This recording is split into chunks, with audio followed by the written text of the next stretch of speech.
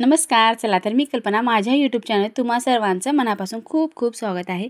तर ह्या ठिकाणी आपण साबुदाणा घेतलेला आहे आणि साबुदाणा जो आहे तो आपल्याला सुरुवातीला बाउलमध्ये टाकायचे आणि स्वच्छ एक वेळेस मी ह्या ठिकाणी साबुदाणा जो आहे तो धुवून घेणार आहे. आणि धुवून घेतल्यानंतर आपण हे जे पाणी आहे ते बाहेर काढलेलं आहे आणि दुसरं पाणी आपण टाकून साबुदाणा जो आहे तो भिजत ठेवला आहे. फक्त अर्धा इंच इतकं पाणी आपण वरती ठेवलेलं आहे आणि 1 तासापूर्वी आपण हे भिजत ठेवलेलं होतं आणि 1 तासानंतर पाहू शकता ह्या ठिकाणी छान फुललेला आहे. रात्रभरासाठी ठेवला तरीसुद्धा चालतो, पण ह्या ठिकाणी आपण अगदी 1 तासामध्ये हा साबुदाणा भिजवून घेतलेला आहे. आता साबुदाणा जो आहे ते एका मोठ्या बाउलमध्ये आपण हे काढून घेतलेला आहे.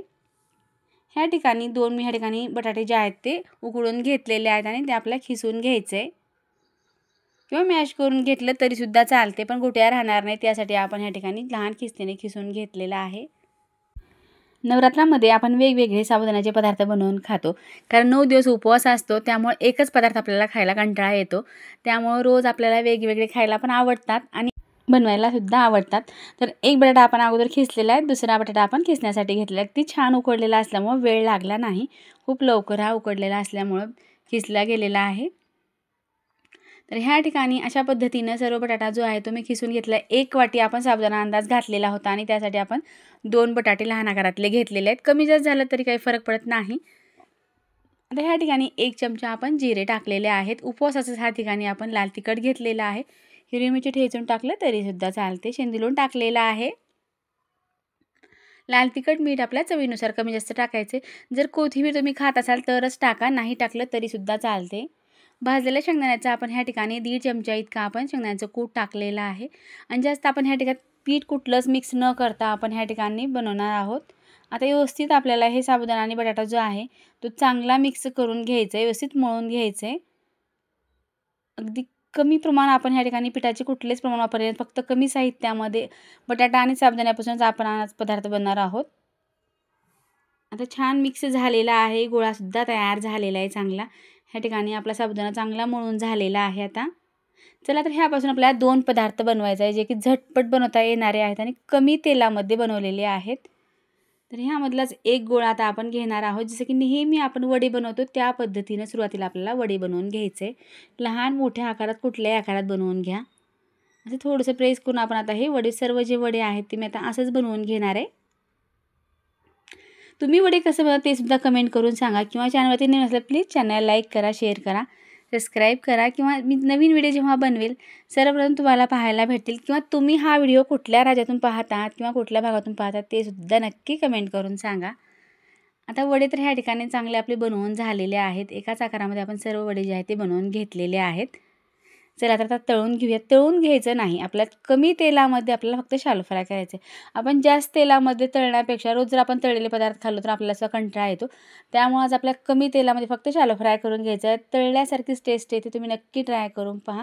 एकाच साईडनं आपल्याला सुरुवातीला 1-2 मिनटं आपल्याला असंच ठेवायचं आहे. कुरकुरीत होईपर्यंत वडा आपण हलवणार नाही. गॅस मीडियम ठेवलेला असल्यामुळं साबुदाणा जो आहे तो चांगला खालच्या साईडनं कुरकुरीत होतो. तळायची सुद्धा गरज नाही. अगदी छान जसं नेहमी आपण तळून वडे बनवतो त्या पद्धतीनंच हे सुद्धा वडे बनतील. तुम्ही नक्की ट्राय करून पहा. आता एका साईडनं चांगले तळल्यासारखे वाटले आपल्याला की आपल्याला ही दुसरी साईड जी आहे ती सुद्धा आपल्याला उलटून टाकायचे. चला तर ह्या ठिकाणी दुसरी साईड आपण उलटून टाकणार आहोत. अगदी छान क्रिस्पी आपले एका साईडनं वडे झालेत. जर तुम्हाला वाटलं एका साईडनं आणखीन पण क्रिस्पी नाही झाले असे वाटलं तर तुम्ही 2 वेळेस आणखीन उलट-सुलट करून छान ह्याला क्रिस्पी करून घेऊ शकता. अगदी कमी तेलात आपण हे वडे शॅलो फ्राय करून घेणार आहोत. जास्त आपल्याला डीप फ्राय करायचं नाही. जर डीप फ्राय केलं तर खूप तेलकट होतात किंवा तेलकट नको असेल, टेस्टला तर खूप छान लागतील, पण असे जर तुम्ही रोज दुसऱ्यासाठी जर तेलकट खाल्ला तर तुमची तब्येतसुद्धा बिघडण्याची शक्यता असते. त्यामुळे आपल्याला हे फक्त शॅलो फ्राय करून घ्यायचं आहे. थोडंसं आपण आता हे प्रेस करून घेतलेलं आहे, ज्यामुळे काय होतं वडे जे आहेत ते आणखीन पातळ होतात आणि कुरकुरीत होतात. त्यामुळे थोडंसं आपण झारानं प्रेस करून घेतलेलं आहे आणि छान आपले हे वडे जे आहेत ते अगदी छान क्रिस्पी आणि खमंग असे वडे बनवून तयार झालेले आहेत. सोबत तुम्ही ह्यासाठी कुठलीही चटणी बनवा. तर ह्या ठिकाणी मी दही घेतलेलं आहे सोबत. अगदी छान खमंग क्रिस्पी कुरकुरीत आपले असे हे वडे न तळता तयार झालेले आहेत. अगदी खाण्यासाठी आपले हा प्लेट तयार झालेली आहे. तुम्ही नक्की ट्राय करून पहा. आता वडा तर आपण पाहिलेला आहे. आता ह्यापासून आणखीन एक पदार्थ आपण बनवणार आहोत. थोडंसं ह्या ठिकाणी मी शिल्लक साबुदाणा ठेवलेला आहे. तुम्हाला आणखीन एक पदार्थ दाखवेन की तुम्ही झटपट असे सुद्धा बनवलं तर पोटभरीचा नाश्ताही होईल आणि कमी वेळ लागेल. तर ह्या ठिकाणी असा एखादा कॉटनचा रुमाल घ्यायचा आहे रुमाल जो आहे तो स्वच्छ धुवून घेतलेला आहे आणि ओला घ्यायचा आहे आणि पोळपाटावरती असं आपण टाकून जे बॅटर आपण आता साबुदाणा आणि बटाटा तयार केलेलं होतं त्यामधलंच काही मी ह्या ठिकाणी शिल्लक ठेवलेलं आहे। तर ह्या ठिकाणी अशा पद्धतीने थोडं साबुदाण्याचा गोळा घ्यायचा आहे आणि आपल्याला पाणी लावून थोडंसं त्याला प्रेस करून घेणार आहोत। जसं की नेहमी आपण साबुदाण्याचे थालीपीठ बनवतो, पण ते आपण पीठ मिक्स करून किंवा कुठल्या तरी मिश्रणापासून किंवा प्रीमिक्सपासून बनवतो, पण आज आपण फक्त आलू आणि बटाट्यापासून आपण थालीपीठ बनवणार आहोत। एकदम मोठ्या आकाराचा गोळा आपण ह्या ठिकाणी घेतलेला नाही, अर्धा गोळा घेतला होता आणि प्रेस करत असं मोठ्या साईजमध्ये करत जे की क्रॅक पडतात साबुदाणा आणि बटाटा असल्यामुळे आपण कुठलंही यात पीठ टाकलेलं नाही, राजगिरा किंवा आपण बघरीचं पीठ टाकलेलं नाही किंवा कुठलेच मिश्रण नाही, प्रीमिक्स नाही, त्यामुळे आपण ह्या ठिकाणी मोडू शकतो किंवा क्रॅक पडू शकतात। त्यामुळे आपल्याला असं करत आपल्याला हा थालीपीठ जे आहे ते मोठं करायचं आहे। अगदी छान गोल आकारामध्ये थालीपीठ जे आहे ते छान असं आपण थापून घेतलेलं आहे आणि जे रुमालावरती टाकतो त्यामुळे टाकताना सुद्धा बिलकुल मोडणार नाही किंवा उचलताना सुद्धा मोडणार नाही। पाहू शकता या ठिकाणी अगदी छान मोठं थालीपीठ बनवून तयार झालेलं आहे। परफेक्ट थालीपीठ बनवून तयार होतात आणि कमी वेळामध्ये तुम्ही असे थालीपीठ एक टाईम नवरात्रामध्ये 9 दिवस बनवून खाऊ शकता। बिलकुल तेलाचा वापर नाही, तेलकट नाही, कमी साहित्यामध्ये कमी वेळामध्ये झटपट आपण हे बनवू शकतो। आजचे दोन्ही पदार्थ आपण कमी तेलामध्ये बनवलेले आहेत। उपवास म्हणलं की तेलकट पदार्थाचा वापर तर होतोच, त्यामुळे आज आपण कमी तेलात कसं तयार करायचं हे बनवलेलं आहे।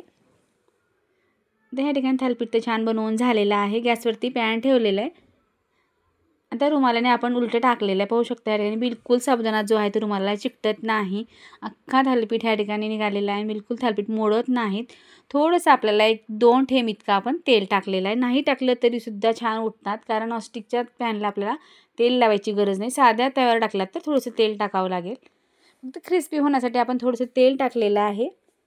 1-2 मिनटाकरता झाकण ठेवायचं आहे। एका साईडनं आपलं थालीपीठ जे आहे ते चांगलं शिजलेलं आहे, आणखी थोडंसं मला कच्चं वाटत आहे, त्यामुळे आणखी 2 मिनिट ठेवलेलं आहे। थोडंसं असं हलवून घ्यायचं आहे जे की मोडणार नाही। तर एका साईडनं चांगलं बनलेलं आहे, दुसरी साईड आपण आता उलटून टाकणार आहोत। पाहू शकता अगदी छान खमंग असा आपला हा भाजलेले थालीपीठ आहे। जर तुम्हाला ह्यापेक्षा कमी भाजायचं असेल तर कमी भाजलं तरीसुद्धा चालते, पण कुरकुरी पदार्थ कोणाला आवडत नाही, सर्वांनाच आवडतात। चला तर ह्या साईडनं सुद्धा आपण 2 मिनिटाकरता कुरकुरीत बनवून घेतलेला आहे आणि खाण्यासाठी आपलं हे थालीपीठ बनवून तयार झालेलं आहे। झटपट कमी साहित्यात कमी वेळामध्ये दोन्ही पदार्थ आपले तयार झालेले आहेत। तुम्हाला हे दोन्ही पदार्थ कसे वाटले नक्की कमेंट करून सांगा। थोडाही व्हिडिओ आवडला प्लीज लाईक करा, शेअर करा। दह्यासोबत खाण्यासाठी थालीपीठ तयार आहे, मी टेस्ट करून पाहते, तुम्ही सुद्धा बनवून टेस्ट करून पहा।